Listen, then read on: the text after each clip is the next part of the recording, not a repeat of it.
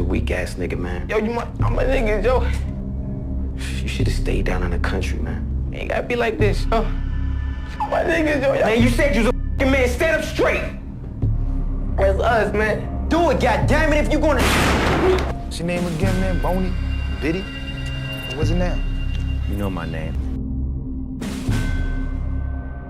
I've been trying to do a lot more work behind the camera also. I've been doing some producing and a little bit of directing.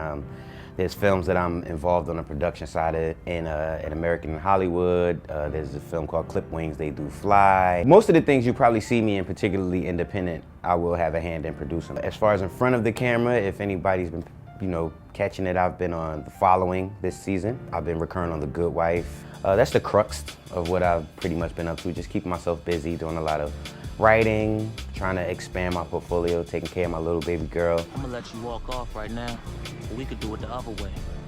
You got to do it the other way. Them? When I first started the show, like my first 2 scripts that I read, I was like, he's such a ass. The way they're writing him, by the time this show gets to the season finale, they're gonna have me in like a big shootout with the police and they're just gonna kill his character. That's what I thought when I first read it. I was like, oh, he's just gonna get into a bunch of trouble, get into this thing with the cops and they're gonna shoot him and kill him. As a testament to the writers and to the show itself, it had a lot more layers to it. And he started growing. It did take a while for him to open up, but as all of the things that were going on around the character happened, they didn't just bounce off him. He absorbed every change and everything that happened within his little world. So I was very appreciative to the writers and everybody else involved in giving that character so much complexity and letting him grow and become what he became. Probably by somewhere around the 2nd season, and I started to like him. I guess as I started to appreciate Baltimore, I started to appreciate Bodie. So it definitely did take me my first year to get acclimated to Baltimore. I'm from Newark, New Jersey, so for me to go somewhere and it be kind of a shock, for something to jar me, it has to be, incredible. And so Baltimore, it took me a second to actually really get used to. But once I did, I consider Baltimore like a second home to me. I love B1. I'm not really worried about being typecast. You're gonna get similar roles regardless of who you are. Like a guy who plays a hero is usually playing a hero. Somebody who plays a villain plays a villain. I think, and this is something I learned way back in school, I think one of the things about it is you have to find those degrees in the character you're playing. Like maybe you're playing a thug, but maybe this thug is highly intelligent. So there's different degrees to the way you can play things, and I think I can accredit that to my theatrical background. I feel like if I don't find those degrees, I'm always looking for them. Hopefully that comes across in my performances. A large portion of us definitely reach out to each other and make sure that, I'm pretty sure we're always aware of what we're doing, because it's almost like you can't really have a TV show without having somebody from The Wire in it. If you go to almost any show, like it's like somebody from The Wire is on there, Michael K, we talk every now and then, Michael B, Jordan, of course Idris, me and Idris went through a lot together, during that period, but right now he's in the stratosphere, so, we reach out when we can. There's a lot of love amongst the cast, and we definitely see each other, look each other out. Jamie Hector, actually, who plays Marlo, he has a charity called Moving Mountains, and they do a paintball tournament every year. I'm like 2 years in a row paintball champ. We definitely try to stay in contact, as best as we can.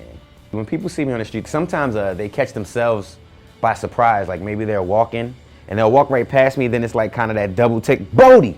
Then I have to turn around because they were so sure that it was me, and I'm like, yo, hey. But most of the time, people will come up and say, do you know who you look like? And they said, like, I hear that like every other day. Do you know who you look like? And I say, yeah, I hear it all the time. Unless a person directly asks me, like, are you J.D. Williams, or were you in this TV show? Then I'll say yes. But if people say, do I know who I look like? Then I'm like, nah. Or maybe, yeah, I hear it all the time, and I'll just walk away. If you want to ask me directly. Otherwise, you will not get, the answer you're looking for. You walk away wondering all day. The Wire did not get the recognition that it deserved as a whole. I think I'm in a slightly unique position when it comes to that particular situation, because even with Oz should have got a bunch of awards for all types of things. I was only on the first 4 years. It might have been 9 years it was on. But just the first 4 years of Oz, as you know, just writing wise, even the process that we used to act, it was like such a theatrical process that we were using on that show, acting wise. I mean, like it was really like almost like being in a theater company, you know, the ensemble itself.